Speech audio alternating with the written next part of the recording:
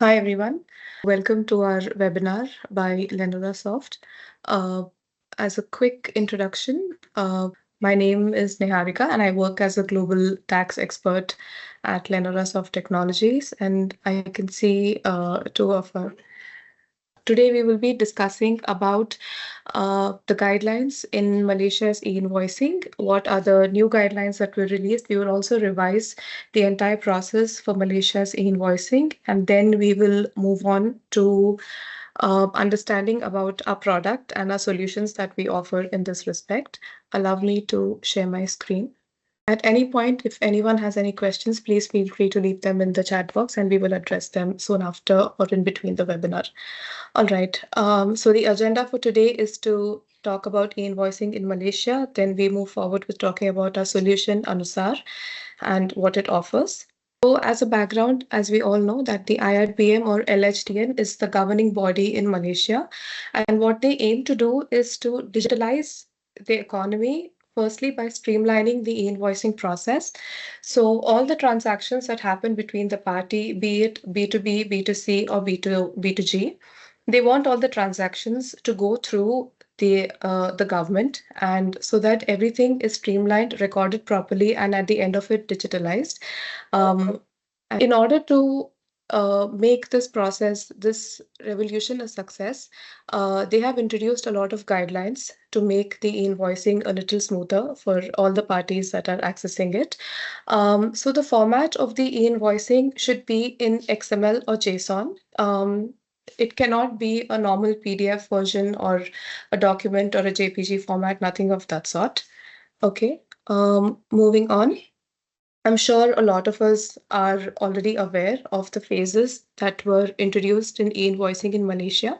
The idea behind doing this is to make sure that it is implemented smoothly. Okay, so the phase one was already live on 1st August 2024. And this was particular for companies having a turnover which is greater than 100 million ringgits. And the grace period began on August 1st, 2024 and ended on February 1st, 2025. The reason that they gave this grace period is because it was very new that they had introduced this e-invoicing. So during that grace period, large companies like these were not penalized for non-compliance or any of that sort. And the phase two began on very recently on 1st Jan 2025. And this was applicable for companies having a turnover from 25 million to 100 million. And we are currently undergoing the phase two part of the invoicing.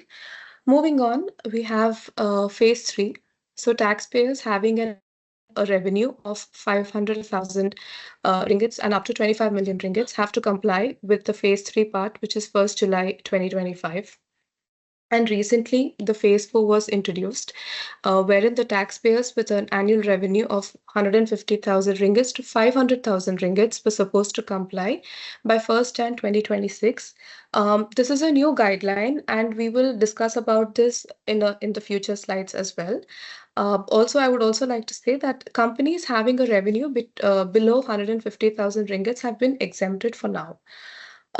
It is very important for businesses in Malaysia to comply with e-invoicing, and the failure to do this, they are liable to consequences and penalties. The penalty for non-compliance ranges from 200 to 20,000 ringgits, or imprisonment, or both.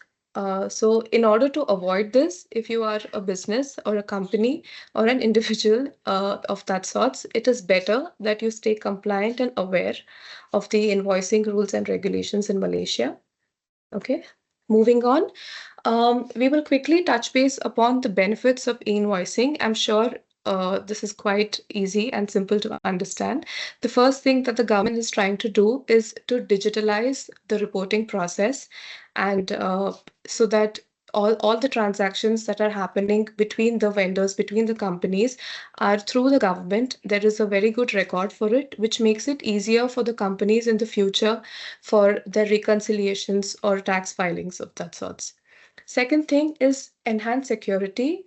If your invoices are going through a government channel or a government portal, then you know it is a trusted source. there is very less room for frauds and for any misleads or misconceptions in that manner. So it is easy to gain the trust and to check the documents that are coming from and being verified by the government portal.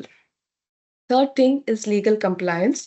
Of course, through e-invoicing, you are liable to stay compliant with the government rules and regulations. And by staying compliant at every point, you tend to avoid a lot of penalties in the future. The fourth one is increased efficiency and productivity. So having channels and having portals that streamline your invoicing process reduce a lot of manual effort and manual tasks. Your work is very simple, where you have the opportunity to enter your data and your invoice gets ready just by doing a few checks. So it saves a lot of time. It makes it very efficient and productive for you, for your business, or whoever is operating this medium. The fifth one is a very important one, improved accuracy and compliance. Like I already said, there will be very less room for manual or human errors when you digitalize the invoice process.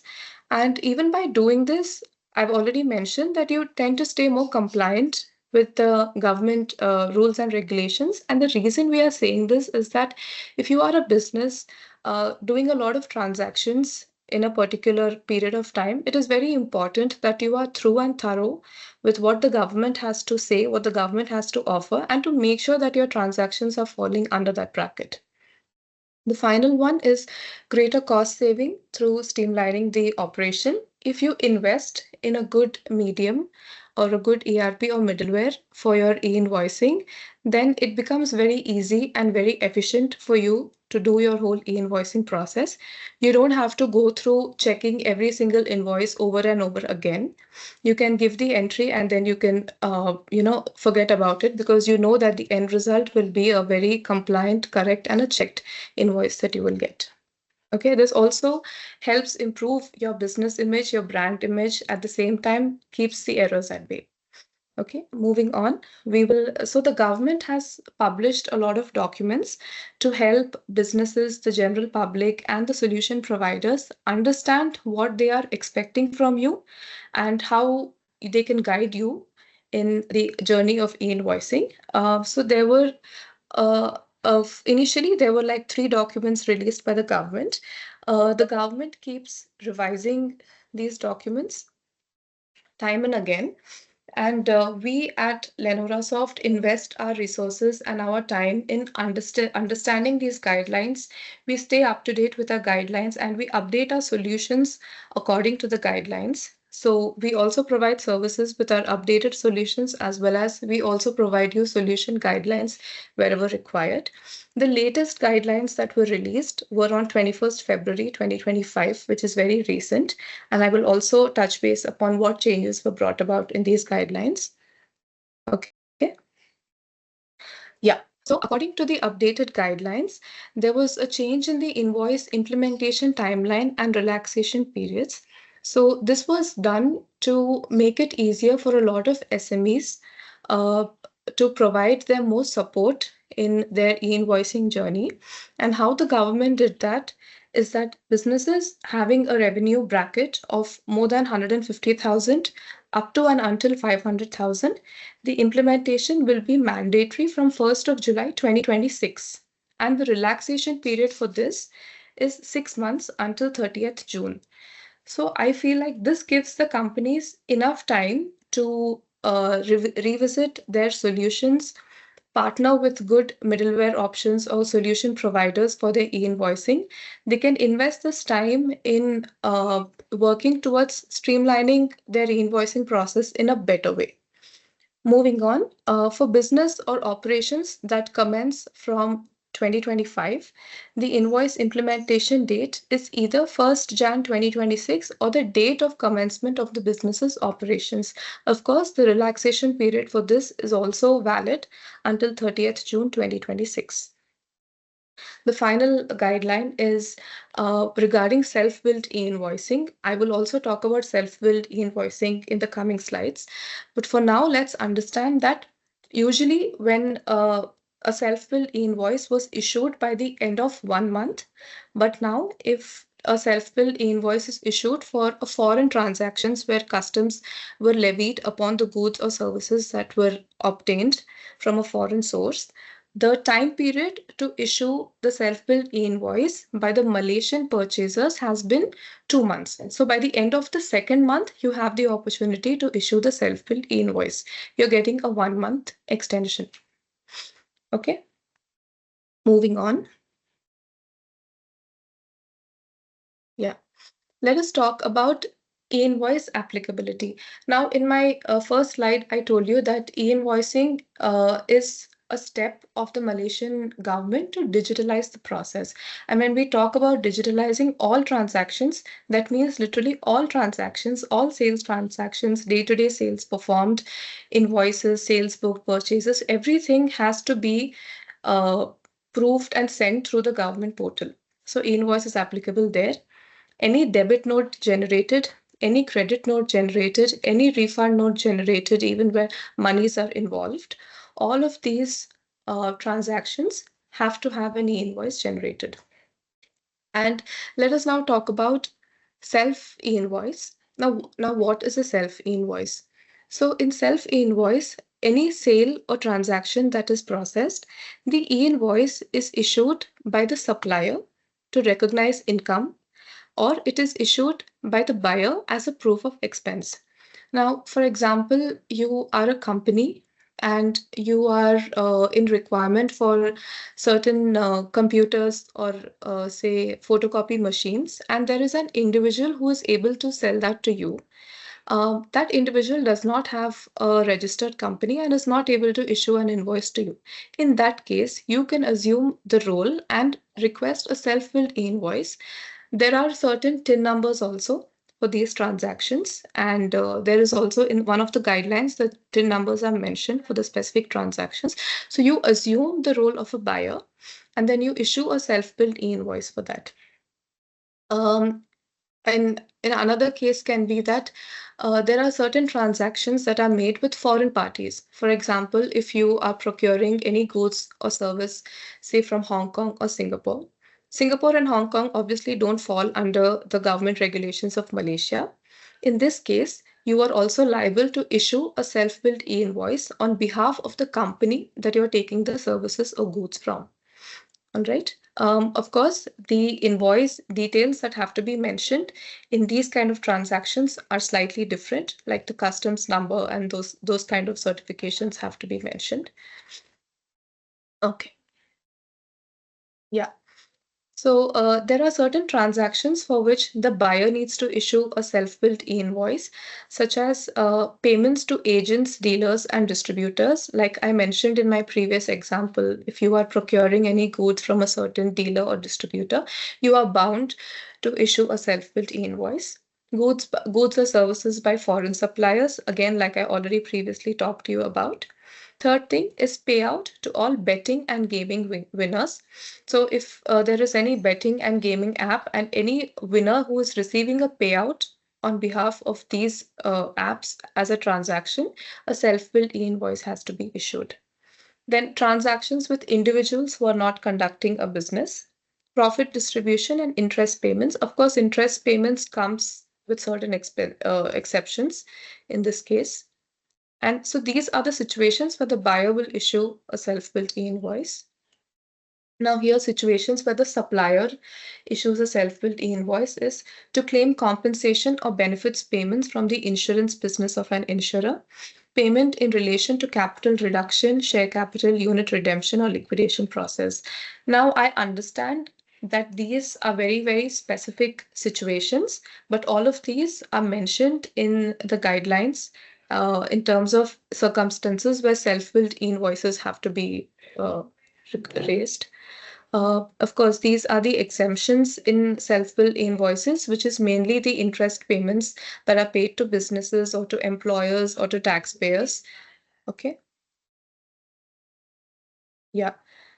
All right. These are also the exemptions in self-billed invoices. Uh, yeah. So any invoice for capital reduction, unit redemption. So these are again very specific finance related situations where self-billed invoices are exempted, and these will be reviewed on the condition basis. All right.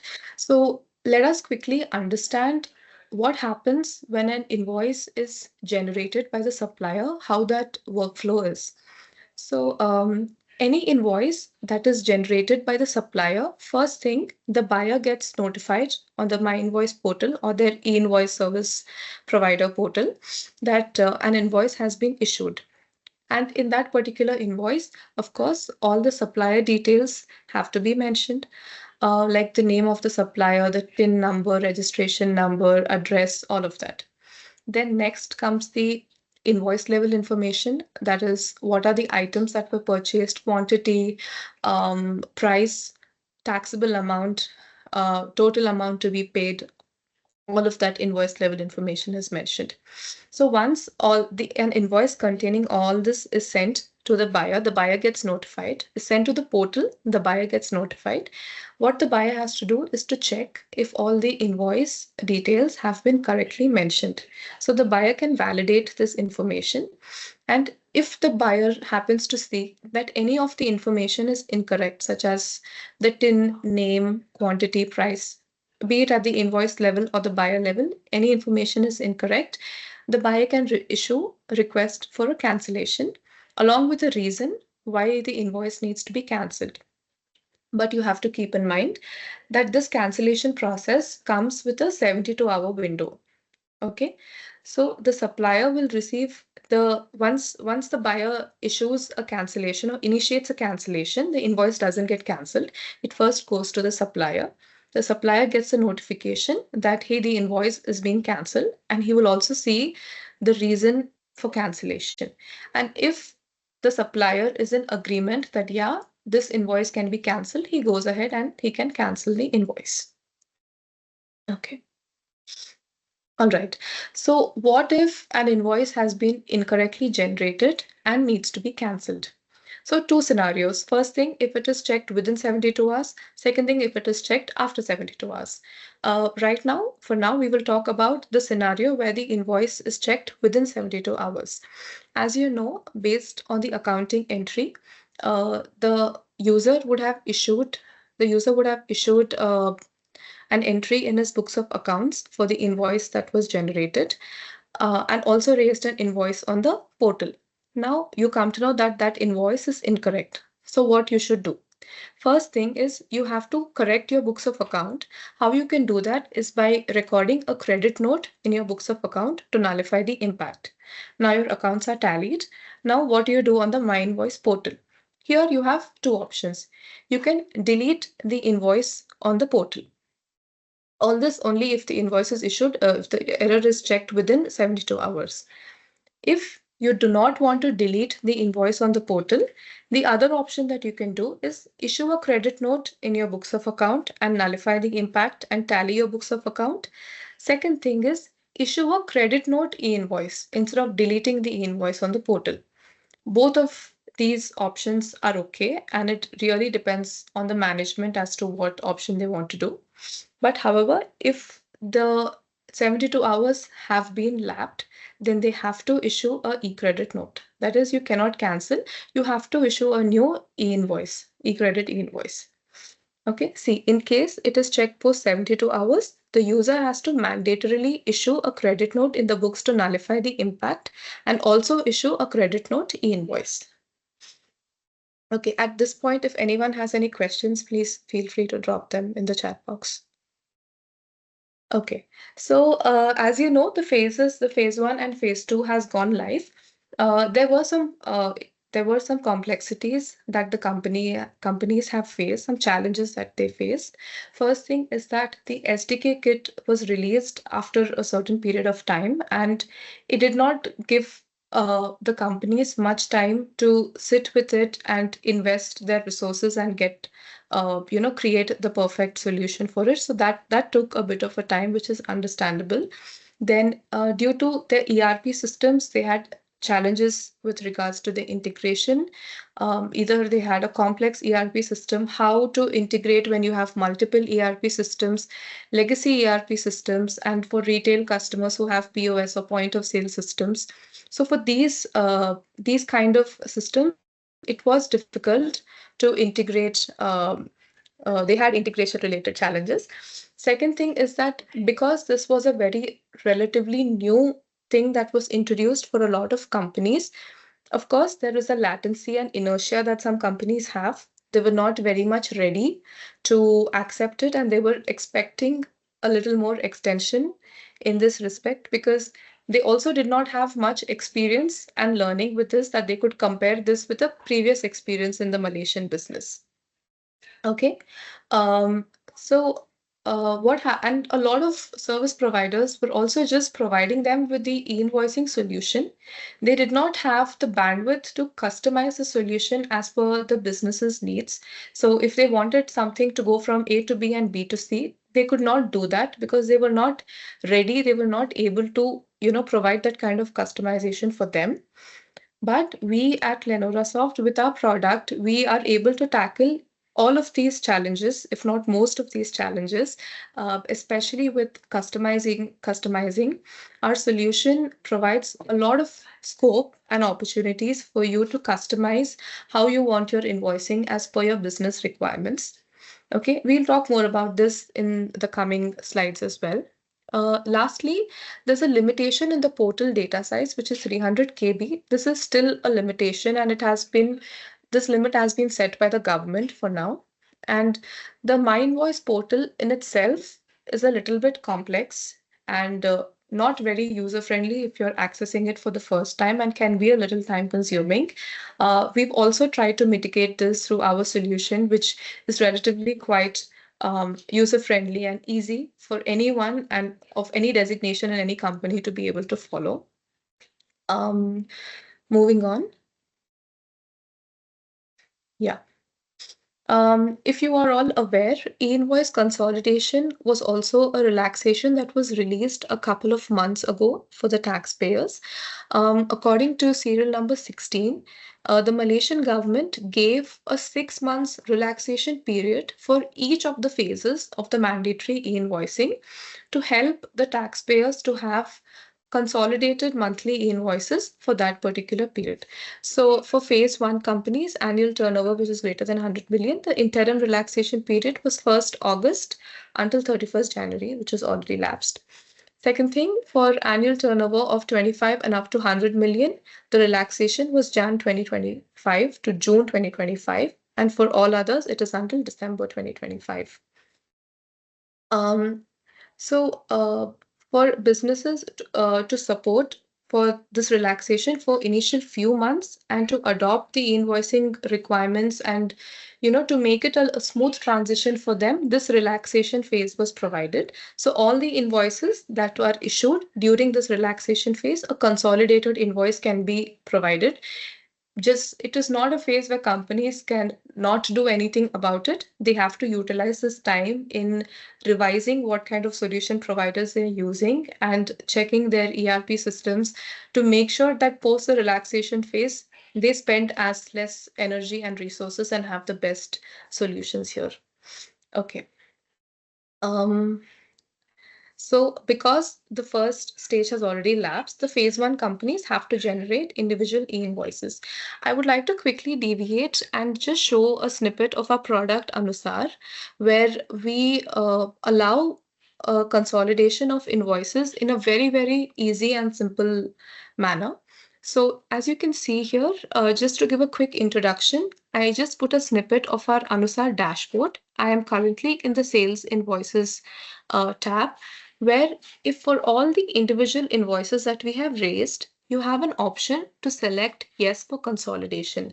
So at the end of the month, if you want to consolidate a certain amount of invoices, say for a certain category, you don't have to go back to your individual monthly invoices and check each and every invoice to consolidate them. This does the job for you. Or even if that is not possible, you have uploaded all your monthly invoices, say from Jan 10th to Feb 10th, and you want to consolidate your invoices from Jan 15th to Feb 3rd, we have an option where you can select those invoices, select yes for consolidation, and you will get a consolidated invoice for that period of time. We also will validate, and upon the successful consolidation, we can also send a customized email to your clients as well. So this was a quick solution that we provide in this respect. If you would like to discuss more about it, please feel free to contact or drop a comment in the chat box now. Yeah. This is a very generic slide again. So when we contacted a lot of people in Malaysia, they also had questions about staff claims under e-invoicing. Now, you know that employees of certain companies are liable to benefits such as, you can, the company pays for your gym, for your internet, or for parking or any of this. What should be the e-invoicing scenario in this case? So all of the employee benefits, the invoice can be issued provided the employees need to prove the authenticity, such as if you are saying that you have an internet expense, you have to provide a receipt or the bill of that particular expense. Then the employee submits these expense claims to their employers. Now, businesses can adopt a policy where employees are requested to request for e-invoice to be issued to their employer for proof of expense, in the sense that if the employee has, used any of these benefits that were provided by the employer, they can request that the invoice can be generated in the name of the company or the employer. Okay, and all these uh, concessions and exceptions are available only if the employee benefits are clearly stated in the employer's policy and the employment policy. Okay. Yeah, again, this is a slide where we explain the steps that needs to be followed where an employee wants to submit a staff claim for e-invoicing in the name of the employer. Yeah. Moving on, there are certain exemptions where e-invoicing is not required. For example, of course, if a supplier has not reached the implementation date uh, until say if it was 1st July 2025 and the implementation date is not active yet, then you are not liable to issue an e-invoice until that date. Then there are certain entities that have been exempted. First thing is individuals. Second thing is MSME suppliers, SME suppliers with a revenue having less than 150,000 ringgits, and statutory bodies or statutory authorities. The other one is employee-related expenses like staff paid company expenses and employee benefits. There are certain accounting adjustments, of course, that do not require an e-invoice, like your depreciation, amortization, accruals, bad debts, year-end adjustments, or any of the journal entries. All of these categories do not require e-invoicing. Yeah. So the company has also released certain TIN numbers that businesses can check on, or we also have that facility where we enter the correct, we validate and give the right TIN number for every invoice. All right. Moving on, let us talk about the requirements for e-invoice integration. First thing, very basic, is that you have to make sure that your solution is connected to the internet and you have a good internet connection. Second thing is that the e-invoice has 53 mandatory fields in 9 different categories, such as supplier details, buyer details, line item details, supplier name. Supplier details, of course, has name, address, phone number, TIN, BRN, all of that. Similarly, buyer details. Then your invoice line item details like quantity, the MSME codes, and MSIC codes. If it's a foreign transaction, then the customs certificate number, all of those data. So you have to make sure that your e-invoice is populated with these fields and categories in your e-invoice. Second thing is you have to integrate your e-invoice solution with LHDN to be able to share the e-invoices. And finally, all the e-invoices that are generated need to be stored in the required format, which is XML format. And this is a system generated format by the LHDN, and all the invoices will be stored in this particular format. Okay. Yeah. Now let us discuss the key steps in the workflow of e-invoicing. First thing is issuance of an e-invoice. So if any sale or any transaction is made, or even if this also includes any adjustments that were made, the supplier creates an e-invoice and shares it to the IRBM via the My Invoice portal. Second thing, the IRBM validates the invoice that is provided in real time, of course, and make sure that the invoice meets all the necessary data and all the data is enriched. That is, there are no fields that are missing and all of that. And once it is validated, the supplier will then receive a unique identifier number from the IRBM via the portal. Then this unique identifier number will allow the IRBM to trace what is being happening with that e-invoice. And this is done to ensure that nobody is able to tamper with the e-invoice or misuse it in any way. So it's more like a safety precaution and step that is taken. Third thing is validation of the invoice. So once the invoice is validated, of course, the IRBM will inform both the supplier and the buyer that the invoice has been validated via the portal. And fourth thing, if both the supplier and buyer are in agreement that yes, everything is correct in the invoice and it's good to go, the supplier has to share the validated invoice with a QR code embedded in it with the buyer. And the QR code can be used to validate the status of the invoice, of course, via the portal. And both the supplier and buyer are provided with a summary of all the transactions via the portal. Fifth one, of course, we already discussed about this, is the rejection or cancellation of an invoice. Upon issuance, a stipulated time, which is of 72 hours, is given for the buyer to request for rejection and for the supplier to perform the cancellation. So both of these have to be done within 72 hours. It's not for each of the steps. So rejection or cancellation, like I already mentioned, must be explained with proper reasoning. Okay, now let us quickly understand what is the end-to-end journey that takes place in this whole e-invoicing process. The first thing is assessment and gap analysis, where you have to understand what are the requirements, what is the correct data, what are the compliance fields, what is the compliance needs that needs to be given. As a company, you have to assess and analyze these things, that what are the gaps that your company is facing when it comes to integration and compliance. Second thing is to prepare and work on these gaps. Either you can update your ERP or implement any alternative mechanism or move to a solution provider for that matter. And the third thing is onboarding and testing. So onboard the ERP on the LHDN website, stimulation, conduct the end-to-end testing, and the fourth one is production and go live. So it's very important that these four steps are followed to make sure that you don't come across any gaps once your invoicing process is live, because then it is a little bit of a setback to go back and work backwards and fulfill any gaps at that point of time. Okay, so now let us move towards understanding about our product Anusar, where we our aim is to make your e-invoicing journey very smooth. So as you know, we are PEPAL certified.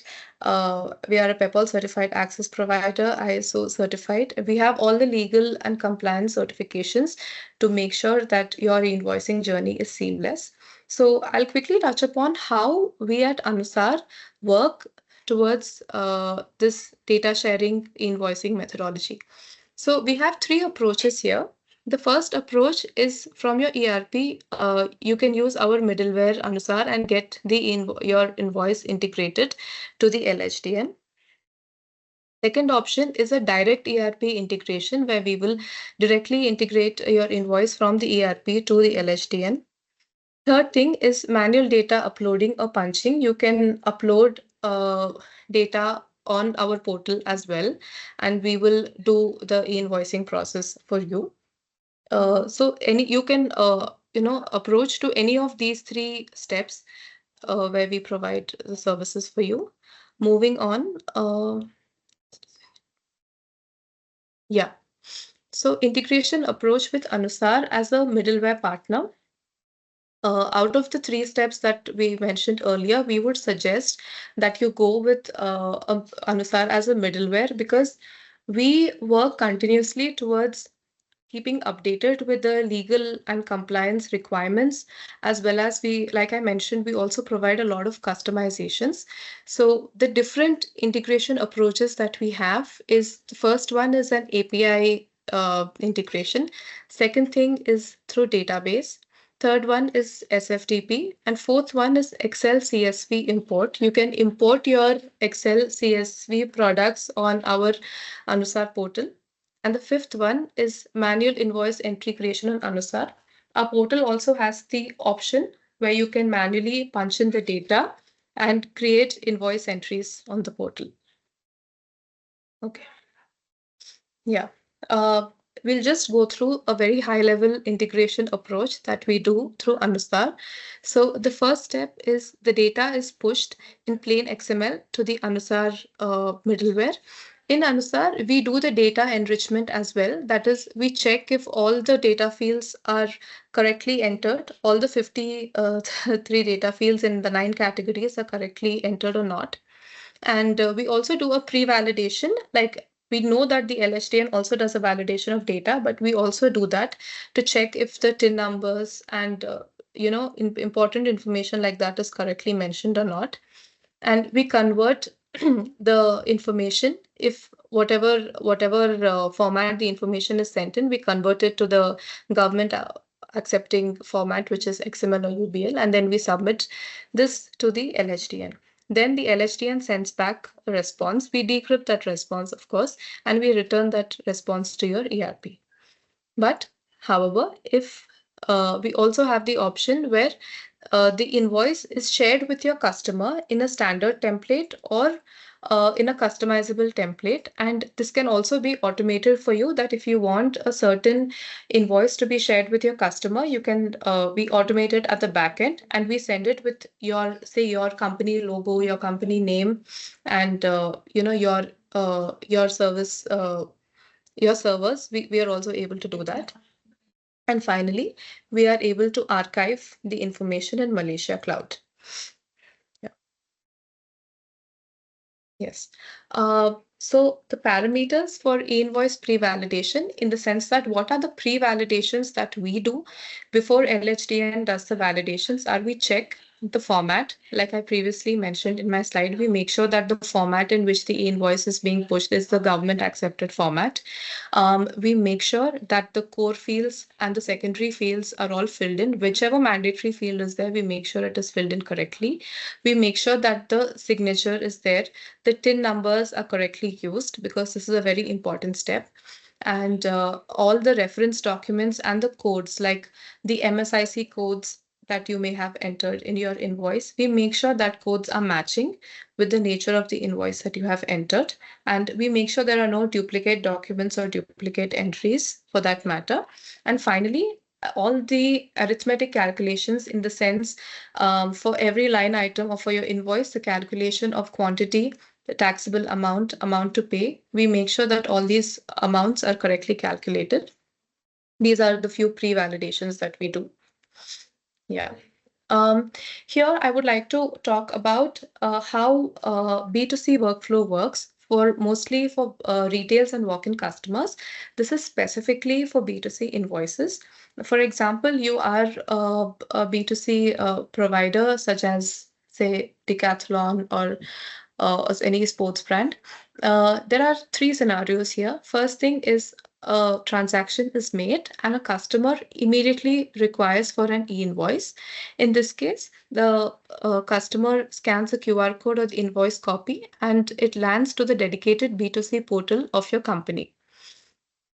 In this case, what the Anusar portal does is, we automatically fill in data, such as all the key data, such as your customer's MyCAT, passport, address, etc., and we can generate the e-invoice for you. Second thing is, when the customer requests later for an invoice, not immediately after the transaction, and then through the URL, the customer can land to the dedicated B2C portal of your company, or on the B2C webpage, they can enter the code as it is mentioned on the invoice copy. And third thing is when the customer is not requesting for an e-invoice. So usually when a customer does not request an e-invoice, as a business, what you have to do is for all of these transactions, you have to consolidate the e-invoice and produce it at the end of the month, probably within 30 days.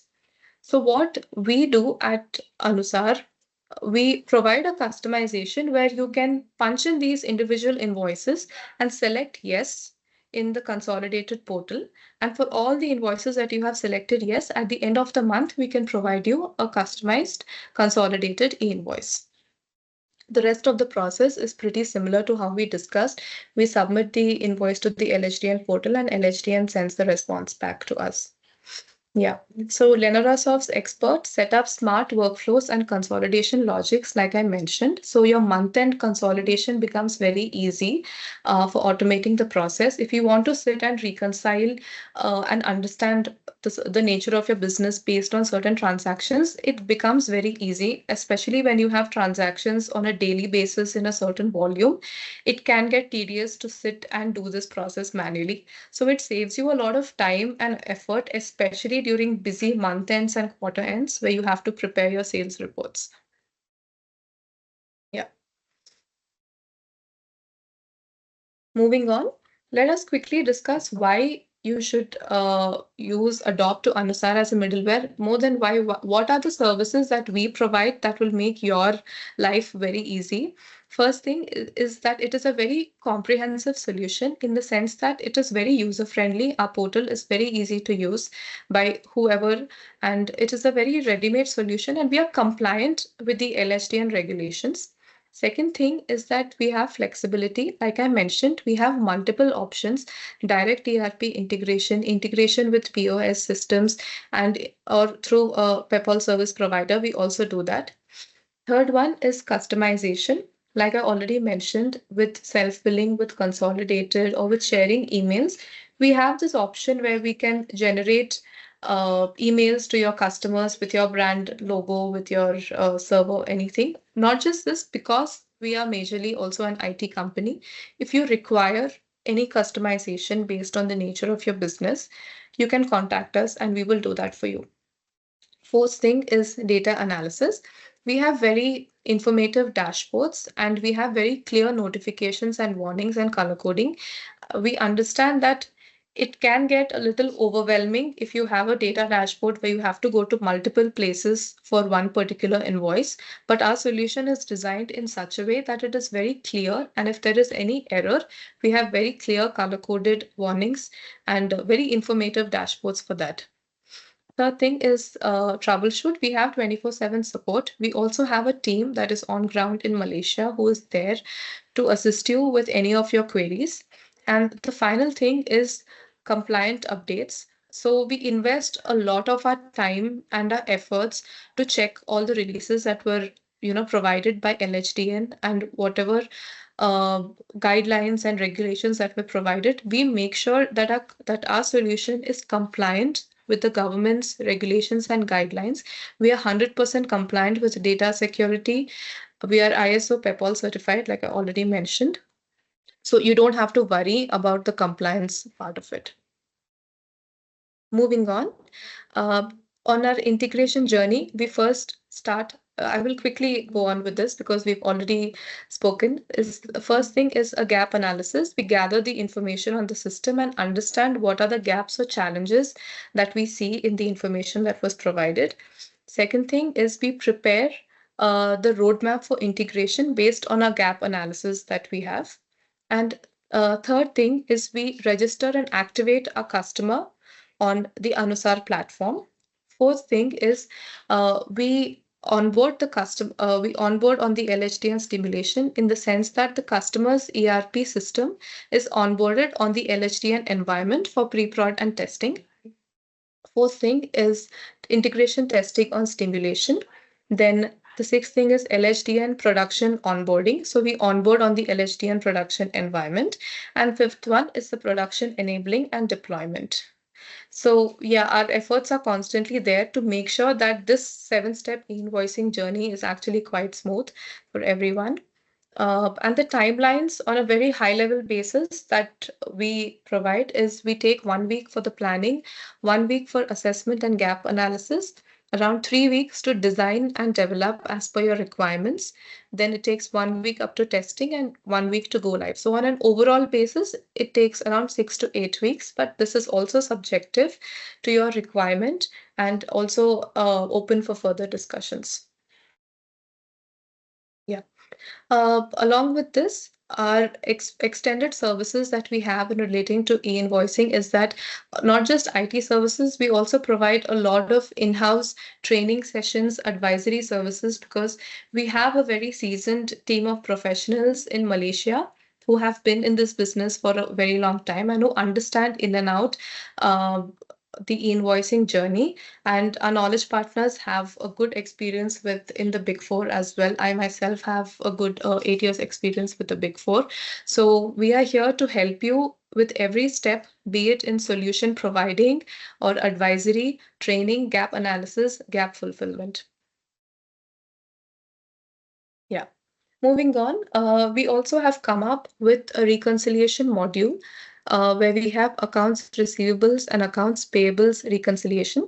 So, see, at the end of the day, the idea that we are looking for is that the information that you enter in your ERP should be correctly sent to the LHDN. In order to make this, you have to be able to reconcile the information that you are providing. So, through our accounts receivable reconciliation and accounts payable reconciliation, we check if there are any gaps and we rectify the gaps with LHDN. And you also have the option to delete any invoice directly on the portal. And at any time, you can rectify any data on the middleware portal. And apart from this, a credit post invoice generation, a credit note is issued against accounting entry in ERP. However, for a new credit note, a e-note is not generated. Yeah. So overall, we would like to say that through our reconciliation model, we have provided certain match categories where we will tell you if the fields are exactly matched from your ERP to the LHDN or not. So we also provide indicators such as exact match if all fields are matched.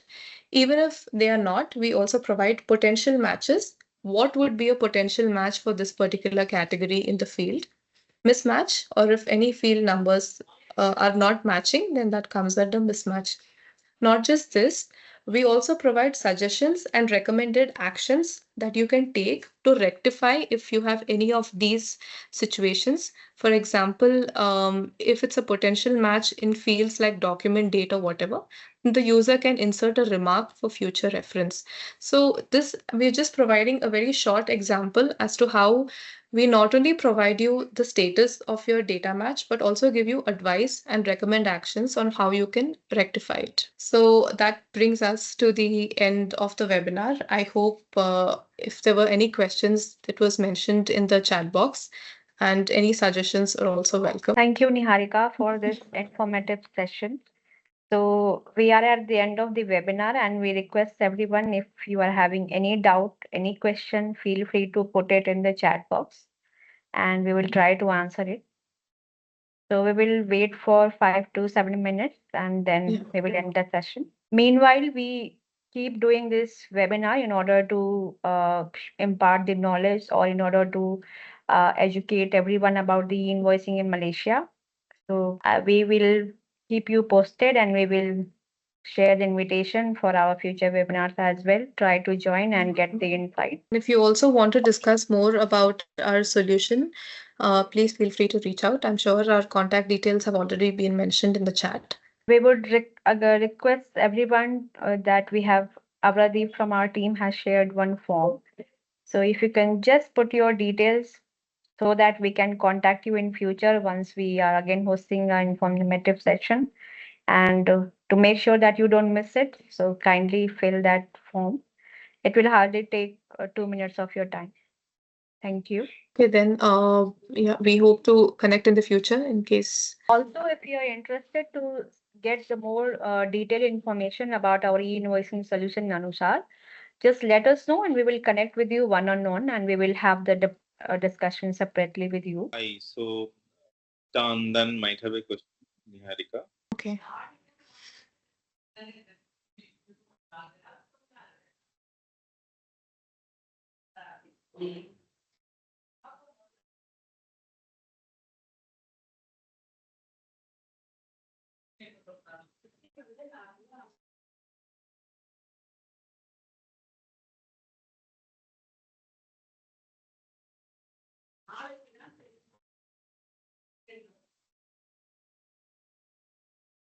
We are waiting for your questions. So if you have any, kindly ask. Or if you have questions on later on stage, you can always contact us through our email. We will be able to respond over that.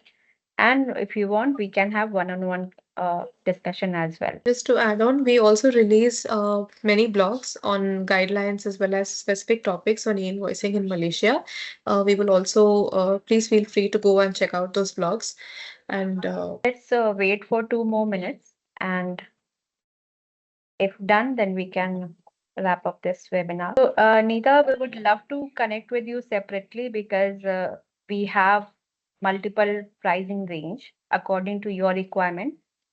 So allow us to connect with you separately so that we can have the brief discussion and accordingly we will be able to provide you the proposal. You can let us know your convenient time or I will email you after this call and you can let me know when once you are available and we can connect with you. It would be very helpful for us to contact you if you can just fill the form or you have done already, then please ignore.